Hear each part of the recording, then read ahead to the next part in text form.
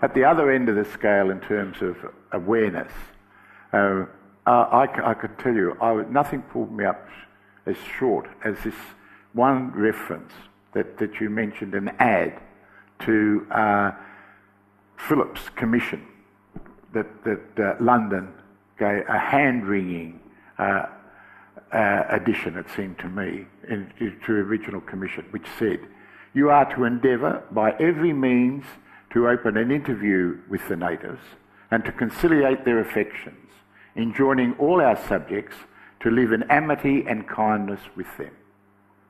Fancy that. Yes. There was never, whatever possibility was there for that to happen. Yes, that's the tragedy.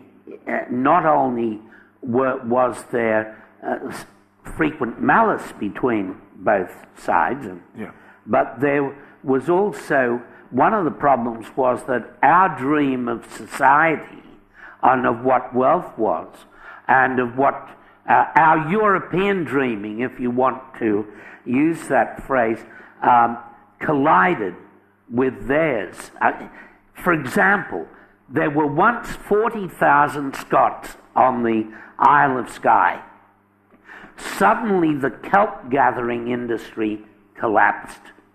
The landlords knew that they could send these Scots to Australia and have the passage paid for by the Australian colonies. They were sent in well-founded ships. These were poor people, but they knew what wealth was. It was cattle and sheep and land. And the ones who arrive in the Western Districts or Gippsland just in time to be able to avail themselves of these hugenesses of land think they have entered paradise, and they have entered the Scottish, the English, the Irish dreaming. But that very dreaming is at odds with Aboriginal culture. So it's not only the massacre, it's not only the infections that were passed over, it's the extent to which the cultures themselves are at odds, and that's part of the problem. The other thing, John, may I say, John, that during a recent Prime Ministership, it was pretended that concern over reconciliation was a latte drinking sort of Carlton, South Yarra, Paddington concern. But I try to show in this book that the debate started there. Yes. The debate over Aboriginal rights started and ran and is still running. And still running. And what gives you pause reading this, James? Again, the reminder, at least for me, is that you point out that there were about 3,000 in the settlement, I think, at the end of Philip's term. There were you estimated about 750 to 100,000 Aboriginals in the area, in the New South Wales area. And we've got that in the continent. In the continent. I'm sorry, you correct me. You're quite right. The thing that I find appalling, and I found appalling, is that when you look at that injunction, and you know the sheer impossibility, when you look at the characterisation reminded by your book, if you look at the character and the skills and the abilities of the 3,000, a huge impossible ask for those complicated reasons and for the sheer delivery of policy. That's what your treatment brings to me. And of course there's also the depressing treatment that we could be saying much the same thing today as we were saying yesterday in Philip's time. I don't want to dwell on that, but I just think it's a point that makes that shows that the detail in this book is so, at least I find, so valuable, and I'm sure will be valued. Well, that comes to a question, I suppose. What is the issue? What are the special skills that a novelist has to offer a historian? A novelist has to offer. Boy, I suppose one hopes a gift for character and a gift for language. One hopes. That's what we're all after. Of course, I've often said occasionally when I've given talks in various places, I've always said, don't let the fact you can't write stop you producing literature. And I think that if you can produce that special incisive imagery, and if you can, without departing from the facts, depict people as characters, then you're well on the way. Some of the people I wanted to depict as characters were the Chinese on the gold fields. Celestials. The Celestials. They're always, in many popular histories, they are extras on the gold fields. You see the normal pictures of big husky diggers pulling their cues, their pigtails. But who were they? Why were they here? What were they driven by? A question that's all the more interesting now that Australia is becoming more and more Asian. And one is fascinated to discover that exactly, as you'd expect, exactly the same factors of land, hunger, politics, poverty, enthusiasm brought them here. And they weren't always on the side working over the mullock that was left. They were often working in highly organized gangs, which was one of the reasons some of the European diggers didn't like them. But fortunately, there's a lot of academic research on the Chinese, which I was able to plunder with proper accreditation. You know, you can plunder stuff as long as you say where it comes from. Of course, you've got to put it in different English too. That's the sort of thing that I tried to do in this book. That showed was a harbinger of a greater success, I think, in the society than was that little passage you read out from Philip's instructions. Fair enough. Well, perhaps it's time at this, moving on, we better catch the people's train. This is your historical novel that takes us, as I said at the opening, and you can tell us about it. Astonishing. The incidents I found astonishing, most particularly as a former Queenslander, Brisbane, the picture of Brisbane and the political activism that was going on there in the early part of the early 1900s. So tell us about the People's Train, Tom. I happened to read an article about an escaped Tsarist prisoner and political radical named Artem Sergeyev, whom I call Artem Samsarov in this novel. There's actually that's actually a real picture of Artem Sergeyev on the front, and the reality is that, to make it short, Sergeyev was in Brisbane, or he led the uprising against the Tsar in 1905 in Kharkov.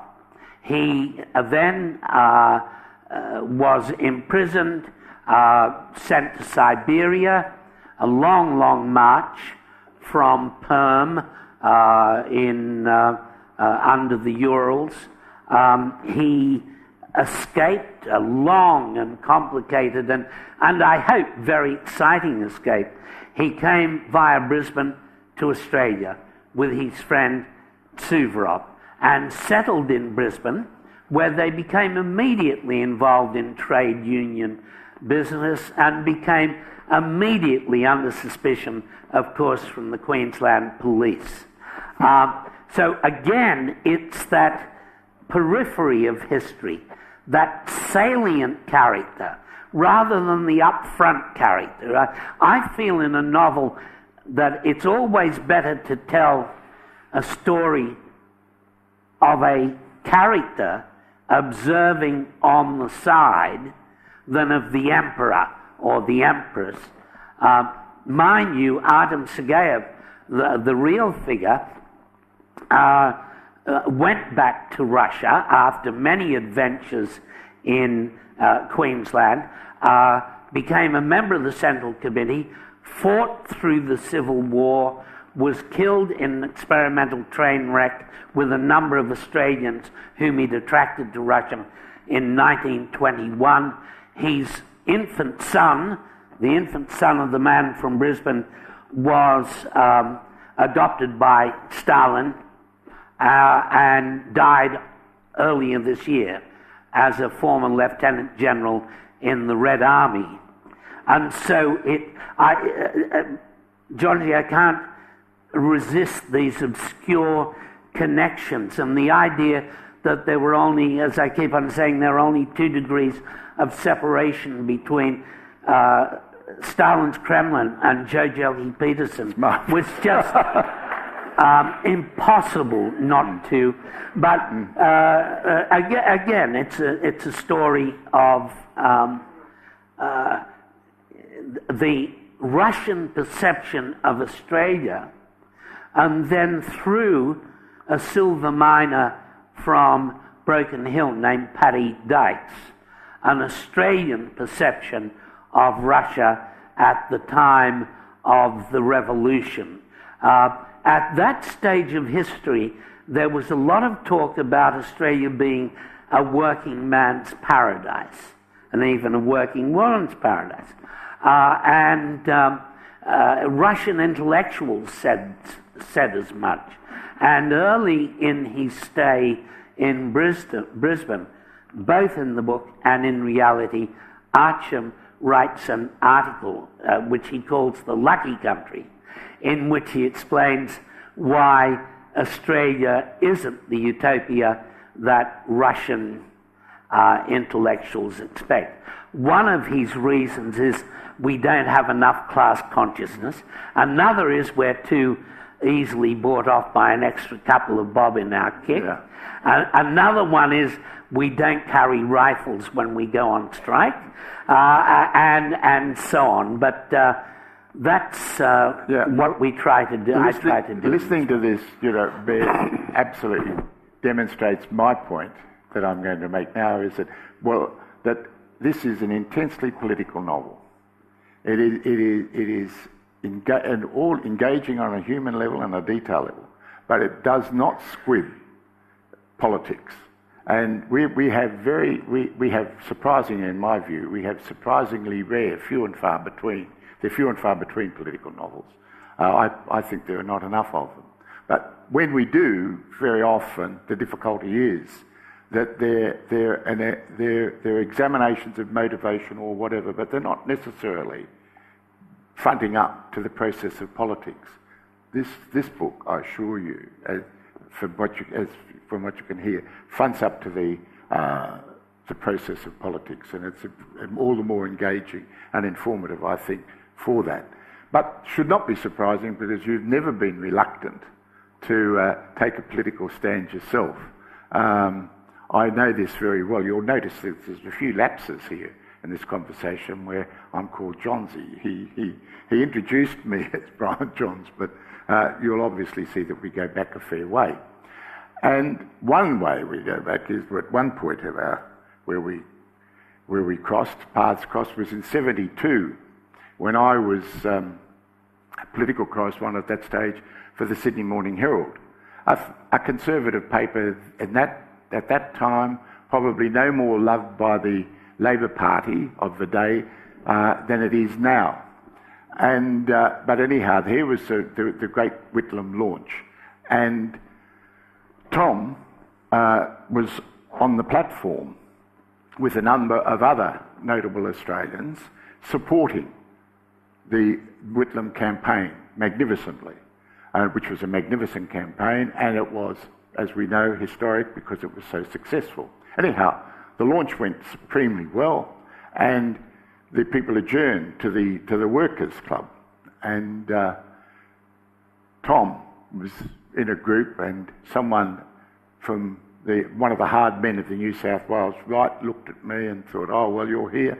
Well, I'll introduce you to Tom. And Tom said, no, there's no need to introduce me to Johnsy. We were virgins together. And you don't think that brought smiles to the faces of the New South Wales right. But of course, the point is that Tom has, as I said, and as we all know, whether it's about the Republic or whatever it is, and most importantly, in the tone and the substance of his writing, you're seeing and we're reading and we're experiencing an intensely political writer. And which I think is, don't you think, I think it's a natural stance for more and more writers, actually.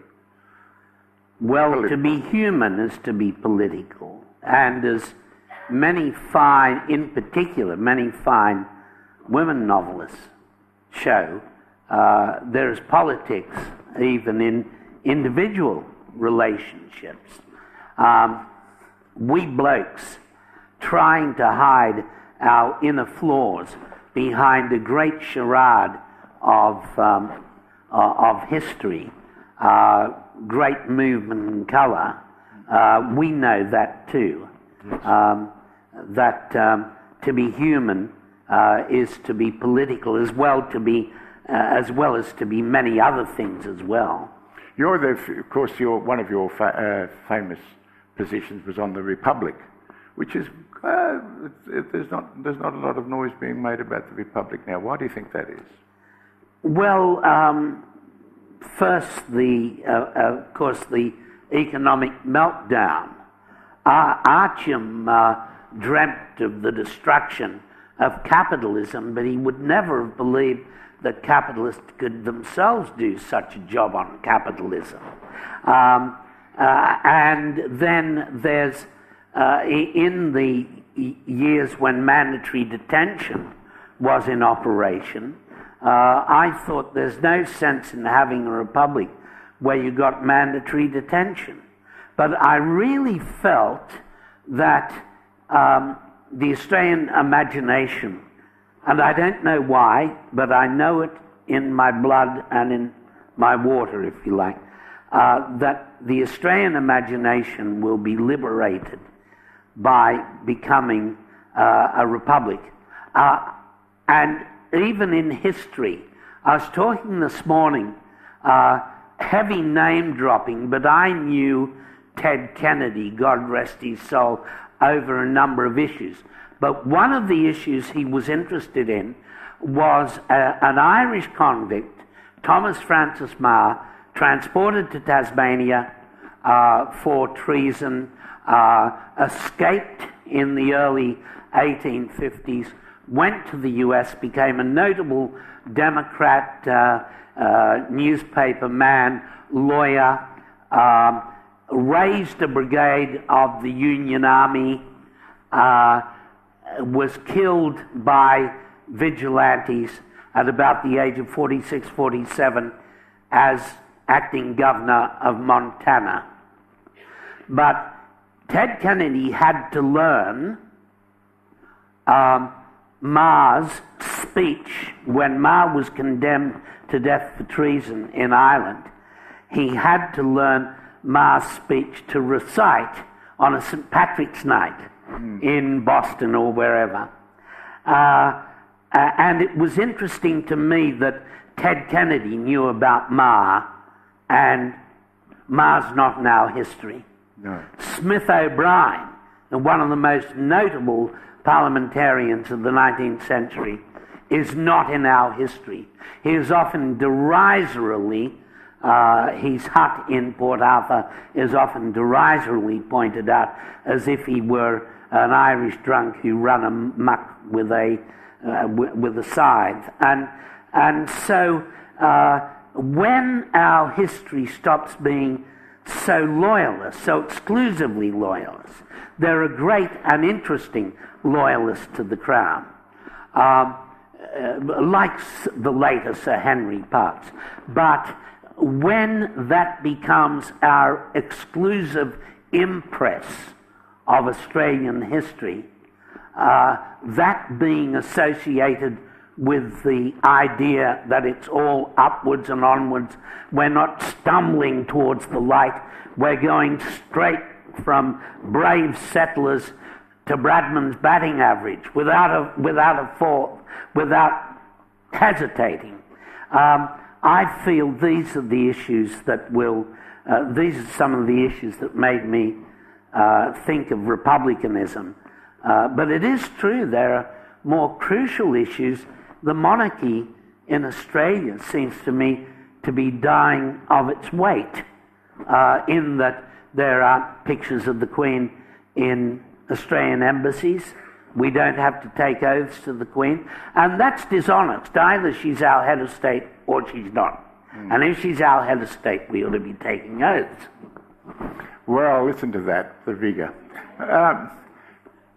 It's been one impression I've had is that painters seem to carry age within their work better than writers, but age obviously doesn't weary you, Tom. Well, I need writing, but I don't write as long as I used to, because I've got 4 grandchildren, and they come first, but also they have taught me that less is more. If you spend a morning in a museum or on a headland with a 1 or 3-year-old, you come back to your writing so refreshed. If you're going to work a 12-hour day, you can always say, well, I'm going to work so damn long, I might as well do the crossword before I start. Whereas, although I need writing, I don't write as manically as I used to. I used to believe, the idea of writing a book, we were virgins together in the seminary. That's where I met Chauncey. We both had remedial work done on it since. When I started writing, I came from Homebush, the end of the earth. I was a ruined monk. What made me think I had anything to tell the world? But there you begin with that young arrogance, and you think you got something to tell the world, and you think the world needs your book. But then as you get older and older, you discover that you're the only one that really needs your book. And that's very liberating, to know that you're not giving the rum bottle to the world, it's your own rum bottle. And if the world gets some of it, well, good on it. When I say rum bottle, I am comparing the desire to write to a sort of addictive thing, like alcoholism. Well, thank you, Tom. Tom's going to be downstairs at the book signing table as of now. As soon as you can get ready. Thank you very much.